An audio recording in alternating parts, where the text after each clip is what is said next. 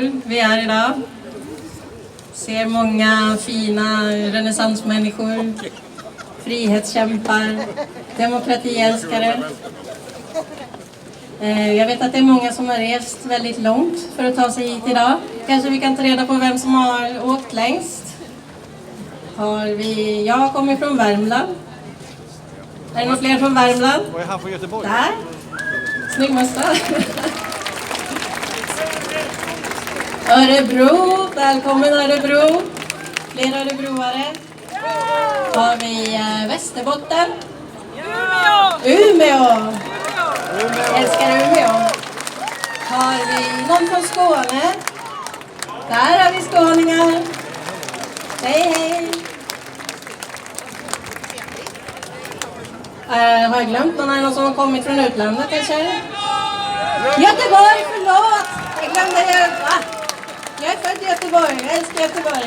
Välkomna! Hoppas att ni har haft en fin dag i Stockholm än så länge. Va? Hälsingland! Välkomna. Och sen alla underbara stockholmare såklart som är här. Hej allihopa! Hoppas att ni hjälper till att ta hand om alla våra gäster som har kommit så långt. Var snälla mot dem så att de känner sig hemma och välkomnade. Har vi några sjuksköterskor här idag? Ja, många sjuksköterskor. Har vi några läkare här idag? Där har vi läkare. Det här är ett initiativ som vi är flera stycken som har gått ihop och tagit det här initiativet tillsammans med sjuksköterskeuppropet och läkaruppropet. Och så är vi från partiet M.O.D. Men jag räknar med att det finns många andra här. Kanske finns några knapptryckare här idag också. Ja! Ja, så kul! Våra vänner. Vilken då? Medborgerlig samling, välkomna också våra vänner, vad roligt. Alla är våra vänner såklart. Vi älskar alla våra medmänniskor. Har vi någon från enhet här idag? Ja, kul! Hej enhet! Hoppas ingen känner sig glömd. Vilka var det jag tänkte? Då hade jag var på tungan. Ja. Här är några lejonmammor och lejonpappor här idag. Ja. Jag är också en stolt mamma till 2 små pojkar. Och jag vill gärna bidra till att de får en framtid där politiska beslut inte med olika som har olika svåra biverkningar från. Det är ju inte ens samma produkt, ens i Pfizers vacciner. Och innan alla de här frågorna är besvarade så kan vi självklart inte, innan vi har gjort en ordentlig utvärdering om vaccinerna faktiskt är säkra och effektiva, så kan vi ju inte låta WHO bestämma över one size fits all, att vi alla ska in i samma folla så att säga. Jag tycker det är väldigt oansvarigt.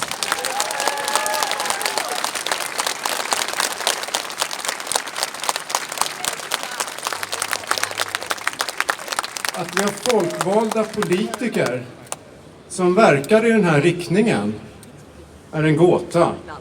Och då behöver vi människor sätta ner foten.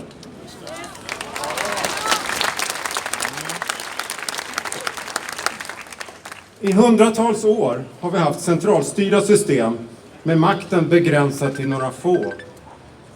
Samhällen med kungahus, bank, affär och postkontor i mitten. Smörjt och uppbackat av ett valutasystem. Ägt och styrt av dessa få. Ett känt citat av bankmannen och majoren Marshall Rothschild från 1700-talets slut beskriver systemets ägare. Tillåt mig att utfärda och kontrollera en nations pengar, och jag bryr mig inte om vem som stiftar dess lagar. Låt det få sjunka in.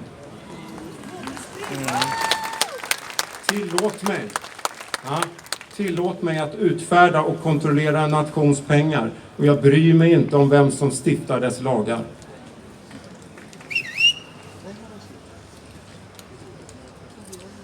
Centraliseringsvindarna blåser hårt just nu, och bortskänkandet av individens beslutanderätt över egen kropp och hälsa till WHO är minst sagt ett uttryck för det. I horisonten håller en världsregering på att torna upp sig. Systemet har blivit korrupt och människor på maktens positioner verkar för egen vinning istället för andras. Och belöningen, då scenens rampljus slocknat, är toppjobb inom FN och bank. Eller Tony Blairs tankesmedja Change the World.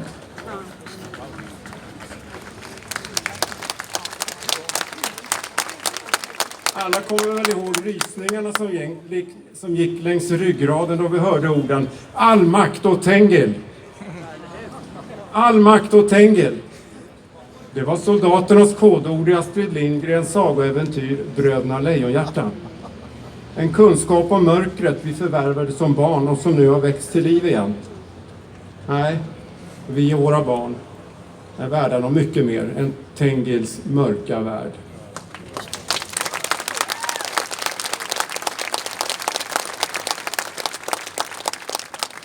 Så vad är lösningen?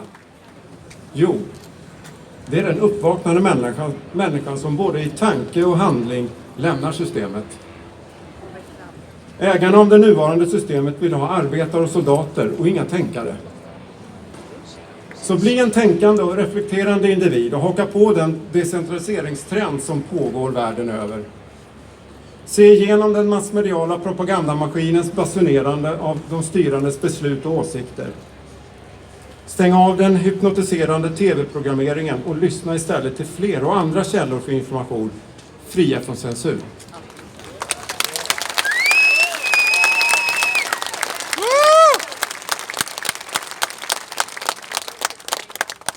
Skapa egen uppfattning och stå upp för självbestämmande, frihet och för våra barn.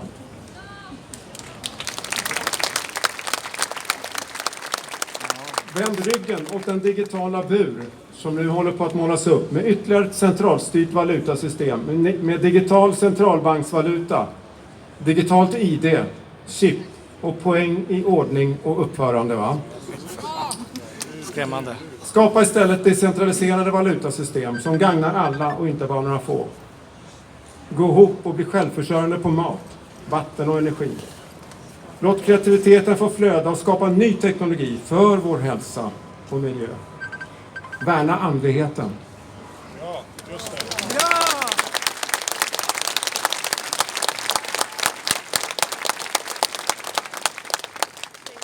Knyt kontakter med likasinnade och bygg nätverk.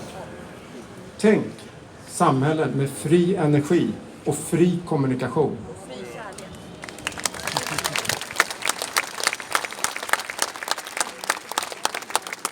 Slutligen några ord om fjärilens utvecklingsstadier. Larv, puppa, fjäril. Hur larven när tiden är mogen bygger en trång och tätslutande puppa kring sig och där inne genomgår en otrolig transformering. Ja, tänk vad mycket död och på nyttfödelse som måste ske för att larven ska bli något helt annat. En vacker fjäril. Tänk om de senaste årens puppaliknande aktioner såsom nedstängningar, munskydd och social isolering var för att skapa kontroll och lydnad. Men istället för kuvade och förslavade människor så blev det miljontals levande och fria fjärilar. Där många här är här idag. Tack så mycket. Tinfoil hat, you're not paying attention. Speaking British, ja, vad härligt. Okay. So, the elites of this world have decided it's time for the final solution and they're taking it over. And they found that the WHO Constitution and the way the WHO and UN are set up made them, particularly the WHO, an ideal mechanism for taking control. And two new documents that I'm sure you've heard about, amendments to the International Health Regulations, which will completely change the meaning of that document, and a completely new pandemic treaty, which is now being called an accord, and it has several other names to keep the population confused, have been put forward, but louder, sorry. These documents were created by the staff of the WHO, by the US State Department, and by many members of the WHO, because as we know, most of the diplomats and politicians are already owned.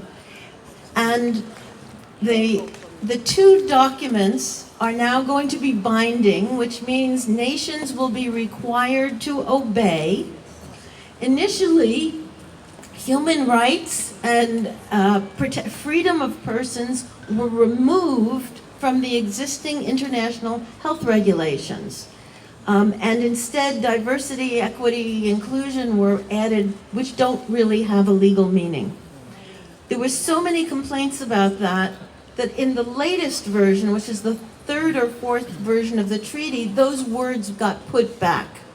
But this is not the final version.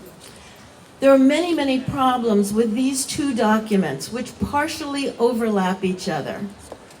They require that every nation must perform surveillance on its population. Two kinds of surveillance. They have to swab you to find out if you may have a pandemic pathogen or if you have a potential pandemic pathogen. Of course, anything can be a potential pandemic pathogen. And the Director General in the drafts that are available now, but they're not going to be the final draft, but the existing drafts, which is all we can read, say that the Director General can declare an emergency if he finds even a potential pandemic pathogen. And under those conditions, he or she can tell us what drugs we're allowed to have and what drugs we will not be allowed to have. Your nation must also swab animals, wastewater, and the environment, constantly looking for these things. According to the treaty draft, the nations are supposed to build genomics laboratories all around the world, check out the genomes of these potential pandemic pathogens that they must constantly look for, and if they find them, they must share them. Okay, so a potential pandemic pathogen or a pandemic pathogen found in the environment could be a biological warfare agent. That's another word for it. And the WHO demands that these things be sought for and shared. That is proliferation of a weapon of mass destruction. It is illegal according to the Biological Weapons Convention and other international documents. But that's what the treaty calls for, countries to create biological weapons and share them. They're not sharing them with our populations, they'll share them with the governments or the WHO. There must be surveillance of your social media and media. Only the WHO narrative on health is allowed to be put forth.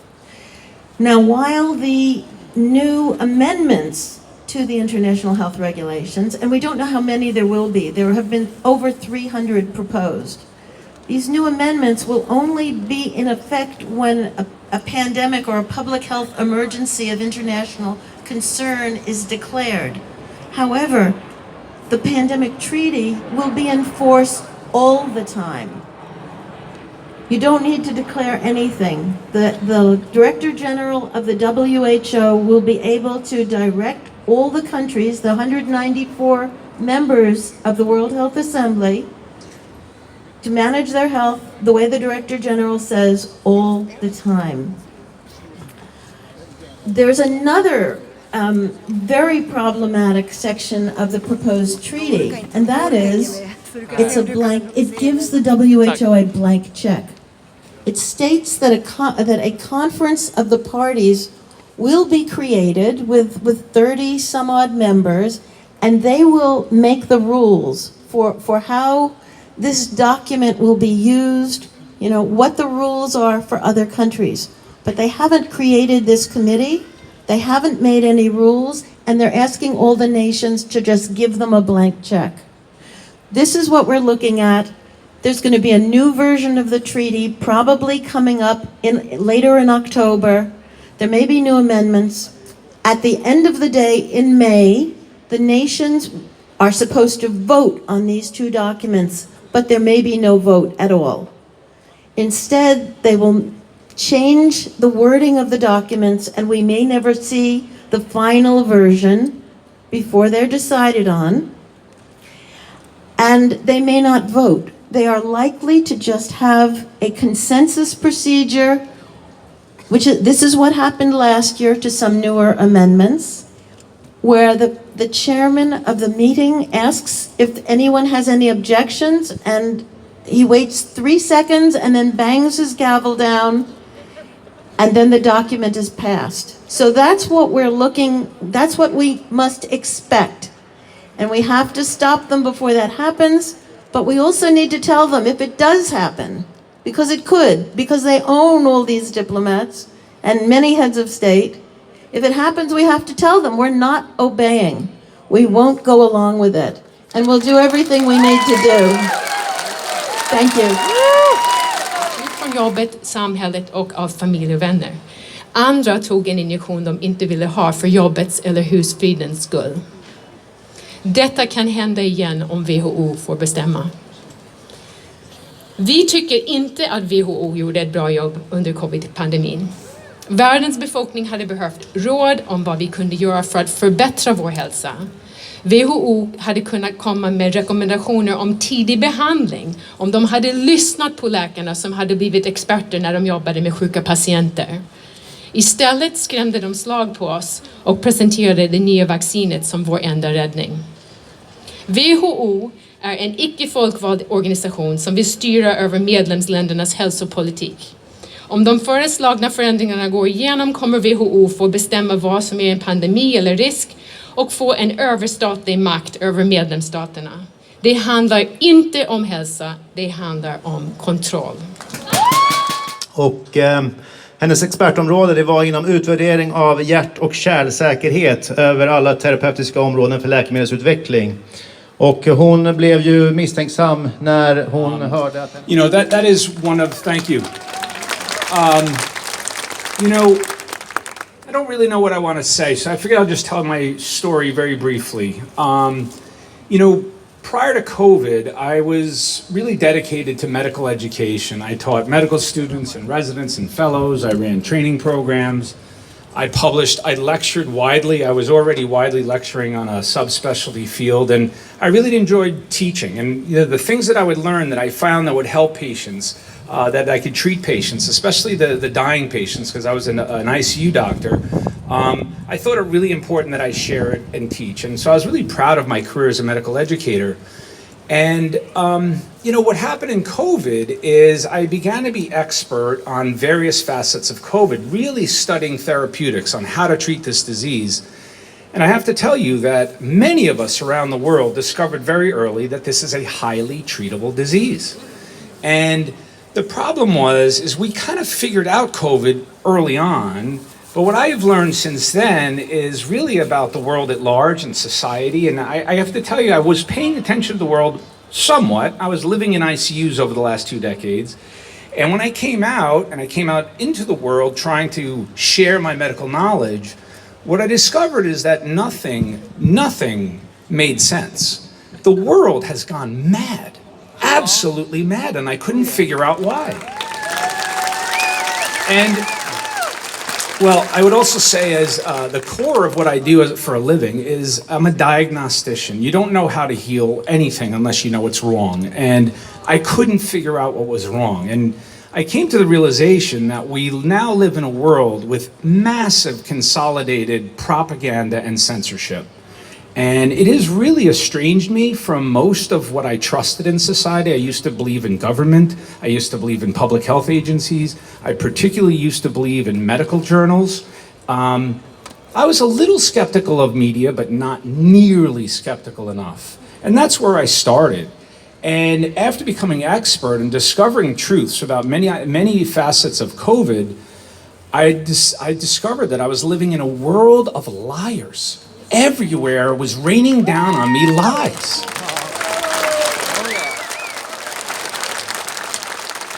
And I was both scared and I was really sad, and I still am, although a little less scared now. And I do think that some of these lies are being uncovered. I do feel responsible to continue to come out and call out these lies, but to discover, to wake up every day over these last 3 years and see newspapers around the world just harping in synchrony about lies and lies and lies. And I'll just talk briefly about ivermectin, because that's really what kind of transformed me and kind of gave me an insight into the world that I wouldn't have had, is that I knew truths. And I knew none of them were being propagated in media, in medical journals, out of the mouths of very respected agency officials, and it happened in every country in lockstep. And I couldn't figure out why, but that's what led me to become much more skeptical, much less trusting. And then I realized that almost everything I was listening to, every mouth it came from, all had horrific conflicts of interest. In fact, I would argue that now anyone employed for an international health organization or a big health system or a hospital cannot speak freely or openly. And because I discovered, I just thought people would want to hear from me. And as I started to give what I thought was sound medical advice based on deep research, I found that I kept losing jobs. I lost like 3 jobs. I was being attacked in the media. And that's not what used to happen when I gave lectures. I used to give lectures and everyone was very happy that I would teach them, and they liked and bought my textbooks. But suddenly now it seemed like I was under attack. And it's not just me, it's me and my colleagues. And I wrote this book called The War on Ivermectin. I'll just tell you briefly. I decided to write that book one particular day. It was March of 2021. If any of you know, I gave this testimony in the U.S. Senate in December of 2020, and it went quote unquote viral to very good effect. I think people started to ask questions about ivermectin, look into ivermectin all around the world. I know within days I was contacted by numbers of organizations from different countries that wanted me to do interviews, and I was very happy to teach. But I couldn't figure out, besides the general interest that I was seeing, again, nothing but attacks. And then I saw lies being printed, and they were just wanting to what's called debunk ivermectin. They wanted everyone to stop this notion that this medicine could treat COVID. And I was very confused by that response of the world. And things continued to happen that were really bad. My papers were getting retracted. The internet was coming after us. Whoever I interviewed with or spoke with was getting deplatformed, their videos taken down, they were getting demonetized. We would try to process payments or donations for my nonprofit, and the payment processors would drop us. Newswires would not work with us anymore. I mean, we literally became pariahs or sort of enemies of the state. And at one point, even our government called us domestic terrorists, but that's another story. But what happened was in March of 2021, I woke up one day and I opened an email, and it was from a professor who I didn't know, and it was 2 lines. And he said to me, "Dear Dr. Corey, what they're doing to ivermectin, they've been doing to vitamin D for decades." And he included a link to an article called The Disinformation Playbook. And that article outlines 5 tactics that industries deploy when science emerges that is inconvenient to their interests. And I will tell you, there's been no more inconvenient science than the science supporting the efficacy of ivermectin. And I read that article and I saw the tactics, very short, clear explanations with examples throughout decades of how industries do this. They attack science. And I could think up of half a dozen examples for each of those tactics. And I realized on that day that I literally was in a small nonprofit that was pitted against the entire pharmaceutical industry, and they were coming after us. And I realized that it was all disinformation. I consider myself somewhat of an expert in studying disinformation, not propagating it. And I wrote that book, and it's structured, and I will tell you, that book tells the story of this coordinated global attack suppressing the idea of that ivermectin works. And one of the ways in which they did it, so a lot of it was censorship, so it prevented that information from getting to you. And the journals censored heavily. They never published, the big journals never published positive trials. The agencies always criticized it, the media criticized it. They used public relations campaigns. You guys remember the horse dewormer campaign? Yeah, right? Where they never called it ivermectin, it's just a horse dewormer. But I had to witness that. And another tactic is called the blitz, where they go after the researchers themselves. And I will say, my group, the Frontline COVID-19 Critical Care Alliance, if you look at our body of work and our careers, we're literally the group, they're one of the most highly published authors in the history of critical care medicine, led by Professor Paul Marik. But that credibility meant nothing. Our careers all ended. Our academic careers stopped. Some were forced to resign. Some were run out of their hospitals. I was just asked not to show up anymore. And so it's been quite a journey. But what I want you to take away, and what I try to put in my book, is I think you need to understand how they coordinate these lies, the power they have in communicating to them, and you guys have to remember what propaganda is. I'm going to finish. Please understand, this is my definition of propaganda. It's a story or a message that gets you to think or act in a certain way. And if you look and listen carefully to everything you're presented, all the information coming at you from whatever source, remember that almost all of it is subliminal messaging. They want you to think or act in another way. And so it's literally mind control, and they get you to believe lies that will hurt you. Those lies will kill you. To believe that it's one of the safest medicines in history that can actually treat this disease is actually a dangerous one that you shouldn't use. That has caused millions of people to die around the world. So this stuff is serious, and this is why I'm here today. This is why I will show up anytime I'm asked, anytime I'm given the opportunity. I'm going to fight back, because the only enemy of propaganda is truth and truth tellers, and they come after us, but I'm still standing and I'm coming. Thank you.